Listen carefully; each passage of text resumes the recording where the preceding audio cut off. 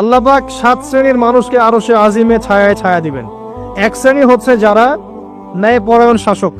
যারা ন্যায়পরায়ণ শাসক হবে তাদের সামনে দুইটা গন্তব্য, হয় তারা আরশে আজিমের ছায়া ছায়া পাবে, নচেত জাহান্নামের আগুন অপেক্ষা করছে। কারণ প্রত্যেকটা দায়িত্ব সম্পর্কে আল্লাহ পাক জিজ্ঞাসা করবে।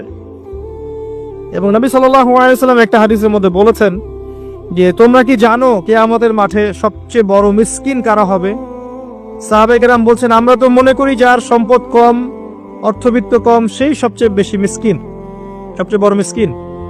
আল্লাহর নবী সাল্লাল্লাহু আলাইহি ওয়াসাল্লাম বলছেন, বরং প্রকৃত মিসকিন সে ব্যক্তি যে কিয়ামতের মাঠে নামাজ, রোজা, হজ, যাকাত আমলের নেকি নিয়ে উঠবে, পাহাড় সম নেকি নিয়ে উঠবে, কিন্তু অনেক পাওনাদার দাঁড়িয়ে থাকবে। কারো হক নষ্ট করেছে, কারো গীবত করেছে, কারো অপবাদ, কাউকে অপবাদ দিয়েছে, কাউকে অত্যাচার করেছে, সবাই দাঁড়িয়ে থাকবে। এদের হক আদায় না করা পর্যন্ত সে পুলসিরাত পার হতে পারবে না। তখন কি করতে হবে? নিজের নেকি ওদেরকে দিতে হবে, কারণ তখন কোনো বেচা কেনার সুযোগ নাই, হক আদায়ের কোনো সুযোগ নাই। নিজের নেকি ওদেরকে দিয়ে শোধ করতে হবে। নেকি শেষ হয়ে গেলে কি হবে? অন্যের গুনাহ তার আমলনামায় আসবে, পরে দেখা যাবে ওই ব্যক্তি জান্নাতে চলে গেছে, আর এই ব্যক্তি পাহাড় সমান নেকি নিয়েও জাহান্নামে চলে গেল। অতএব দায়িত্ব যারা পালন করবেন তাদেরকে খুব সতর্ক সাবধান থাকতে হবে যে আপনার দ্বারা কল্যাণ ছাড়া যেন অকল্যাণ না হয়।